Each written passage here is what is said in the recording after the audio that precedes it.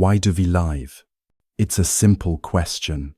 And yet, if you sit quietly with it, it can stop you right in the middle of an ordinary day. It doesn't only arise in moments of suffering. Sometimes it appears most clearly when everything seems fine, passly, and you have a job, a family, people who admire you. And yet, one evening, sitting in a familiar room, beneath the warm glow of a lamp and the soft hum of a fan, you feel something quietly hollow inside. Not sadness, not happiness, just a sense that something's missing. And the question rises gently, what am I really living for? This isn't a question to be solved by logic. It's a bell of mindfulness, a call to come home. Yes, we breathe, we work, we move forward, but unless we pause to ask this question, we may only be drifting through life, not truly living it. Why do we live? Is not a question that demands an answer. It is a doorway, one that opens inward. The Buddha once asked this question too. Even surrounded by wealth, privilege, and comfort, he felt the same emptiness. And it was from that space of quiet doubt that a path opened, a path of insight, of compassion, of liberation. In today's video on TT-Buddhism, we invite you to walk this path with us, not to collect theories, but to come back to yourself. Together, we'll explore, why is this human life so rare and precious? Why does suffering arise? And can we live without being pulled by it? And most of all, why do we live, if not to awaken, to understand, and to love? You don't need to prepare anything. Just be here fully from the beginning to the end of this video. And if something we share touches your heart, please like, share it with someone you care about, and subscribe to TT-Buddhism, a channel where simple, yet profound Buddhist insights are shared in the spirit of everyday mindfulness. So now, take a gentle breath and walk with us back to the question that opens everything. Why do we live? Part 1. We don't just want to live, we want to know why. Not everyone says it out loud, but deep down, almost all of us have wondered, why am I alive? It's not always a clear or dramatic question. Sometimes it quietly appears on an ordinary afternoon, after a long, tiring day, like a mist rising gently over a still lake. Some people think this question belongs only to philosophers or monks in mountain temples. But in truth, it belongs to all of us. People living in cities, raising families, going to work, making plans. And perhaps it is when life seems fine, when everything is right, that we feel something is not.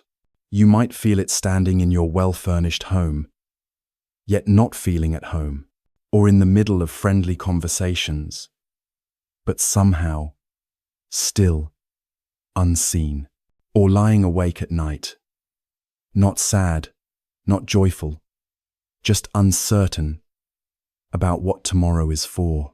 That sense of emptiness doesn't come from lacking anything. It comes from not knowing what to do with everything you already have, like holding a bouquet of flowers, unsure who they're for, like wandering through a marketplace, not knowing what you're looking for. The Buddha, before he was the awakened one, also felt this way. He was a prince, raised in luxury, surrounded by music, fine food, silk robes, and servants. And yet, something in him remained unsettled, not because he lacked anything, but because he began to see, even having everything doesn't mean I'm truly living.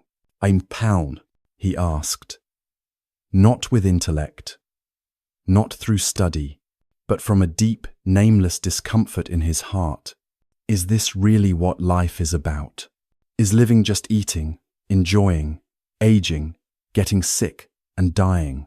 And so, one early morning, while the kingdom still slept, he quietly mounted his horse and left the palace, left behind what he once believed was living, not to escape, but to discover a different way of being, a life of understanding, of compassion, of freedom. The question, why am I alive, is leading us to. We don't need to leave the city, but we might need to leave behind some old ideas of happiness, those habits we've inherited but no longer feel true to our hearts. To live is not merely to exist. It's not just about working, earning, consuming, then resting. If that's all life is, then grass and trees are also alive. Bees and ants are also living. But humans have the unique ability to ask. And in asking, why, we begin to awaken, to step out of automatic living, to break free from inherited beliefs, to see through the illusion that more equals happiness. The question may start with discomfort, but if we don't push it away, if we sit with it gently, it becomes a doorway back to ourselves, back to the heart that's grown dry from too long, without real nourishment, not of food, but of meaning, understanding, and love. Back to the breath, the footsteps, the simple moments, to life itself. You might be raising a child, managing a career, or just trying to get by. But if somewhere, in the middle of all that, you stop and ask, what am I really living for? Then you've already planted a beautiful seed, the seed of mindfulness. The Buddha didn't come to hand out ready-made answers. He came to help us return to the question, to live with it, and to see the path for ourselves. In today's video, you'll be invited to walk that same journey from a quiet question to a great opening. And perhaps, as you listen, you'll realize you don't need to go far to find meaning. You only need to look deeply. Right here, in the very life you are already living. Even the smallest things, a moment of presence, a gentle breath, a single leaf falling can reveal something sacred. Part 2. The Buddha's answer. We live to understand, to transform, to be free. Some traditions say that we live to serve a divine creator, but the Buddha offered a different path. He didn't begin with belief in a higher power outside of us. He began with something very real, very human: suffering. I teach only one thing, the Buddha said, suffering and the end of suffering. This wasn't a philosophy.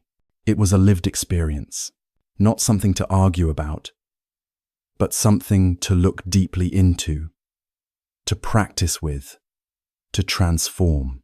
So when we ask, why do we live? The Buddha's answer is beautifully simple. We live to understand suffering and to go beyond it. We don't live to avoid suffering, nor do we live to deny it. We live to see into it deeply, to know it so intimately that it no longer controls us. We live to transform it. That is the path of mindfulness, the path of someone who is learning how to truly live. In this human life, we encounter birth, aging, illness, and death. We touch joy, and we taste fear. No one escapes these things, but not everyone understands them. Those who don't understand resist and complain. Those who begin to understand learn to embrace, and in embracing, suffering softens. It no longer commands us. It may still be there, but we are no longer its prisoner. We are like someone waking from a long dream, realizing it was only a dream. We live, not to run away from life, but to wake up right in the heart of it. That's why the Buddha didn't seek death as an escape. He didn't believe that dying would bring liberation. He searched for something much more precious, a life deeply lived, a life where each breath is mindful, each step is free. He saw that if we don't understand the mind, if we don't understand our emotions, our habits, our impermanence, then we are always at the mercy of things we cannot see clearly. But if we understand, we are no longer ruled by our reactions. We begin to live freely. Understanding is the first step toward transformation. To understand that anger is not an enemy, but a cry for help. To understand that fear is not a weakness, but a longing to feel safe again.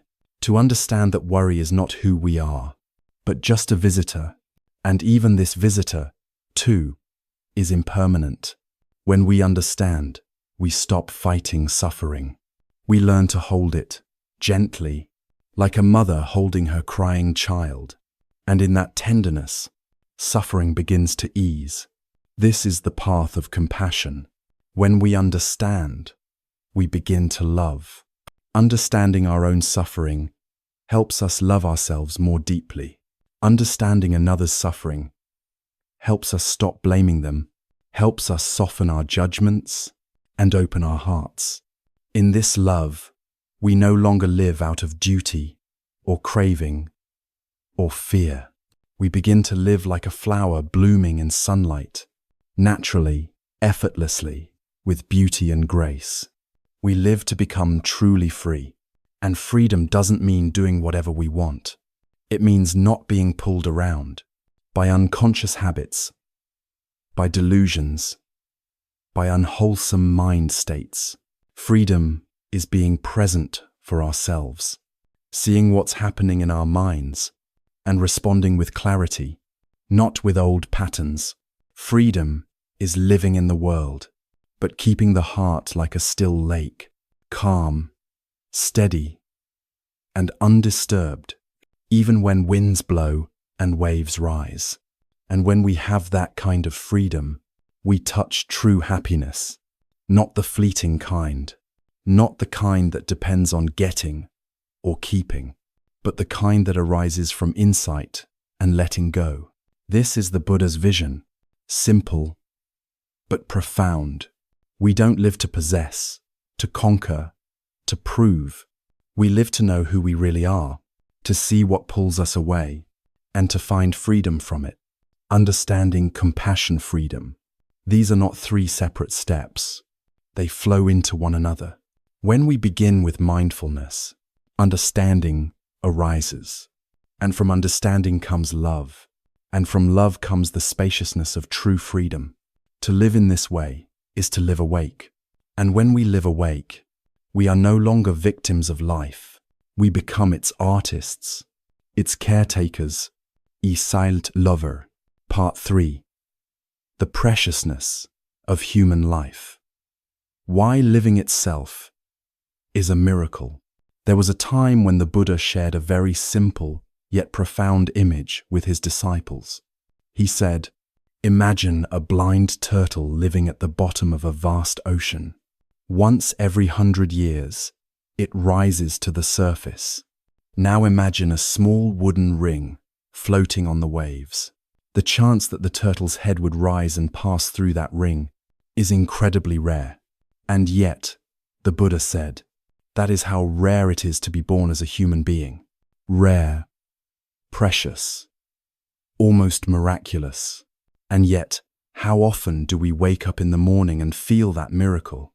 In the great web of existence, across countless realms and possibilities, only the human realm holds just the right balance, a blend of joy and sorrow, intelligence and emotion for us to practice, awaken, and transform. We humans have the capacity to feel deeply and therefore to love. We have intellect and therefore the power to reflect and understand. We have this body, and therefore the ability to sit, walk, breathe in mindfulness.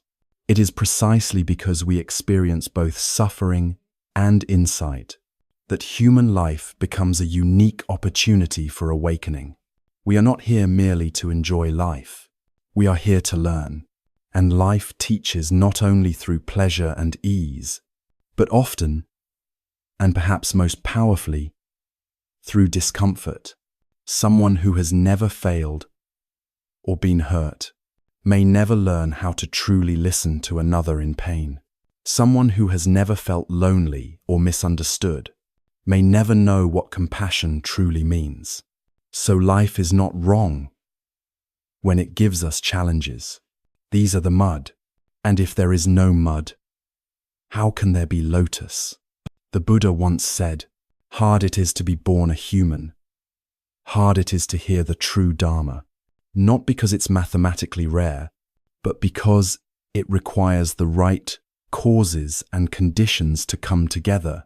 To be born as a human and yet never encounter the Dharma, we might live our entire lives trapped in confusion, anger, or craving, and die having never really woken up. To have access to the teachings, but never truly listen, never practice, is like standing next to clear water and remaining thirsty. This human body is precious, not because it is strong or beautiful, but because it is a vessel, a raft that can carry us to the other shore of awakening. But the raft cannot row itself. If we do not live with mindfulness, if we do not guide it with intention and clarity, it may drift, sink, or go in circles. To have a human life and not awaken to it is like owning a treasure chest, but losing the key. Like walking through a garden in spring, but never seeing the flowers bloom. We are not alive just to count days. We are alive to touch the sacredness of each moment. A moment of being fully present. A moment of seeing clearly. A moment of smiling gently and knowing, I am alive in a form that is rare, fragile, and precious. You may think your life is ordinary, but if you can hear the Dharma, if you still have the capacity to breathe mindfully, if you can pause and ask, why am I alive? Then you are more fortunate than countless beings still trapped in realms where such reflection is not yet possible. We may live simply, but we don't have to live unconsciously. We may move slowly, but we don't have to move blindly. We may not do anything great, but we can live each day with awareness, compassion, and clarity.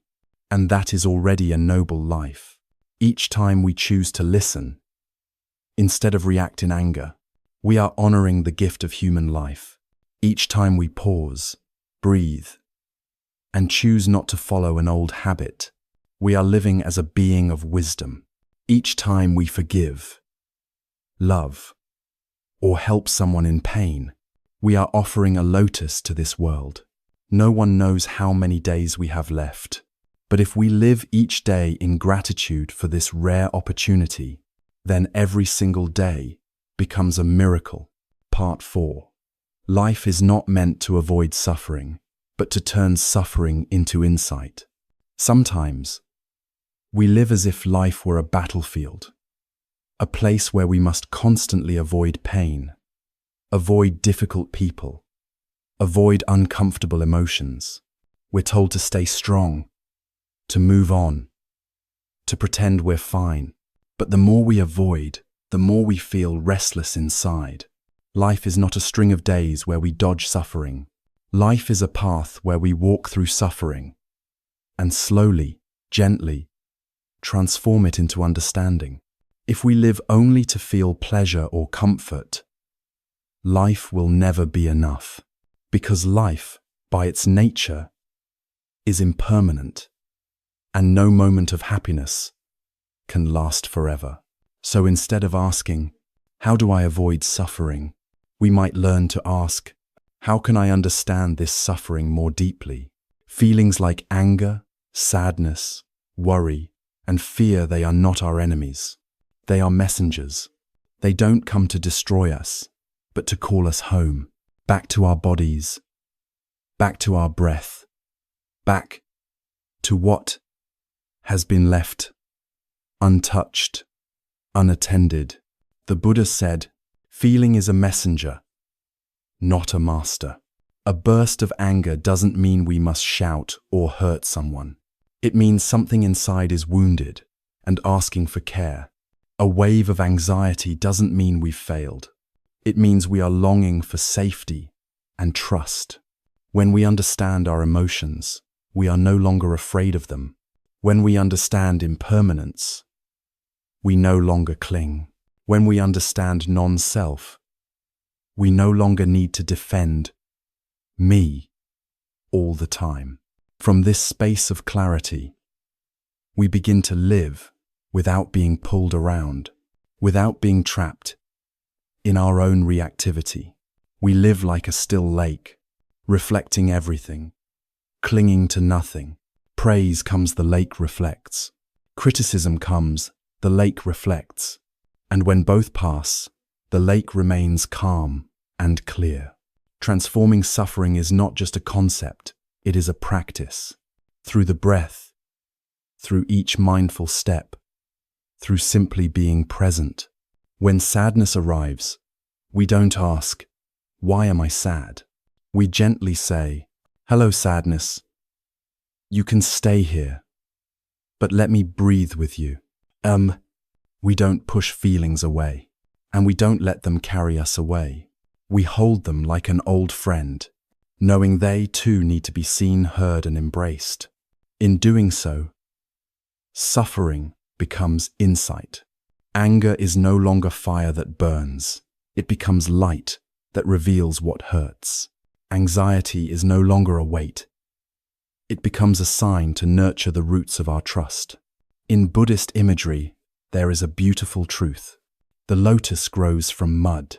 We don't find lotuses blooming on dry stone. Only in the mud, soft, dark, and often messy, can something so pure arise. If we can feel gratitude, even for the things that once made us cry, we are beginning to truly grow, not in years or accomplishments, but in wisdom, compassion, and understanding. We cannot avoid all that hurts us, but we can learn to become softer, more grounded, and more open-hearted because of it. And so each time suffering passes through us, we don't lose something, we gain a little more depth. Life does not require us to be perfect. Life only asks us to be honest and to show up fully, even in moments of sadness or confusion. When we learn to sit with our suffering in mindfulness, we are not only healing ourselves, we are becoming a refuge for others. Those who have made peace with their own wounds can gently hold the wounds of the world. We live not to avoid pain, but to walk through it with awareness and to become someone who knows how to grow flowers from mud. Part 5. Who are we living for? What are we living for? The answer lies in this very breath. Someone once asked, "What am I living for?" And maybe you've asked the same question not out loud, but in a quiet moment, after a long day filled with tasks, emails, conversations, and noise. You lie down, turn off the lights, and feel a kind of emptiness no one else can see. You're still breathing, still functioning, but inside, you don't know what for. That kind of question doesn't always need a verbal answer. Sometimes all it takes is a moment of silence, a gentle smile, and one conscious breath to feel what words cannot say. Because we live not just to do or achieve, we live to return to ourselves, to presence, to the miracle of simply being alive. We live to return to what's simple, opening our eyes in the morning without reaching for our phone, eating a meal without multitasking, walking without scrolling through news feeds. When you eat with mindfulness, feeling the warmth of the rice, the freshness of the vegetables, and the care in its preparation, you are truly living. When you wash dishes and feel the water running across your hands, you are living. When you listen to your loved one without interrupting or checking your notifications, you are living. Life doesn't exist in big achievements. It lives in small moments we usually overlook. It isn't hiding in answers. It's present in awareness. To be alive is not just to move your body from task to task.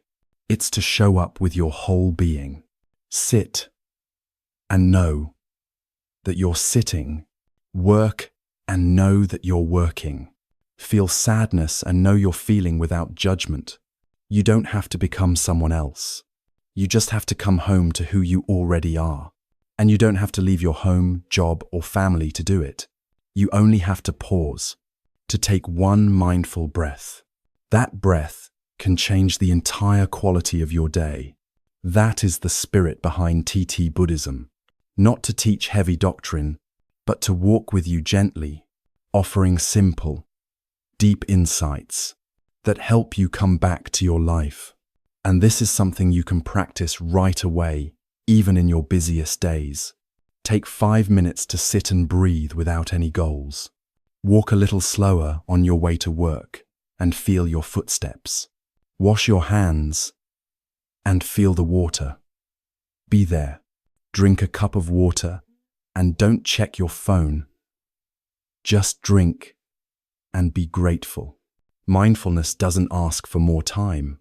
It asks for more presence. We live in a culture that pushes us to always do more, be more, achieve more. But life only asks this: be here, be awake, be kind. You live not to meet someone's expectations. You live because you have the ability to breathe, to understand, and to love. And when you live like that, you don't need to ask, who am I living for? Because each breath becomes a living answer. You live for this moment, for this heart, for the chance to wake up, to touch the light on your skin, to witness the world as it is, not through pressure, but through presence. You live for the sound of your child's laughter, for a bowl of soup made by your mother, for the way sunlight falls across the floor in the morning, for this heart that still beats, and for this miraculous breath that reminds you you are alive right now. The Buddha didn't say that we must live for some lofty, distant goal. He simply invited us to be awake in this life, just as it is. We don't live to become someone great. We live to realize that we are alive, fully and freely. And when we understand that, every morning we wake up becomes a miracle. Every person beside us becomes a chance to love. Every breath in and out is a step on the path of awakening. Life is not about achieving something grand, but about being fully present for what is already here. We don't need to find the meaning of life out there. We need to feel it right here, in the body, in the breath, in this very moment. To live this way means to stop running, to breathe deeply, to open your heart to what is not what should be. We live not to avoid suffering, but to understand it, to transform it into wisdom, not to control everything, but to trust in the unfolding of this very life. When we truly see life in this way, we realize waking up each day is a blessing. Being with those we love is a gift. Breathing mindfully is already a form of enlightenment. This entire reflection and the video it is based on is an invitation to pause and ask, why do I live? Not to get a perfect answer, but to begin a deeper journey, a journey of waking up. If something in this message resonates with you, we warmly invite you to watch the full video, Why Do We Live?, on the TT-Buddhism channel. This is not a place for grand sermons. It is a space where the simple, deep insights of the Buddha are shared through the breath of daily life. We live to realize that even our suffering can be part of the path, that even our imperfections are gates to compassion, that this life as it is a precious Dharma teaching. Thank you for being here. Thank you for listening, not just with your ears, but with your heart. If this touched something in you, please feel free to leave a comment below. Your words might be a light for someone else walking through a dark moment. And if you'd like to walk this path with us, please like, share, and subscribe to TT-Buddhism. Together, we can learn to live more slowly, to breathe more deeply, and to love more fully. See you in the next video, where each breath is a new beginning, where every moment is a quiet invitation to wake up,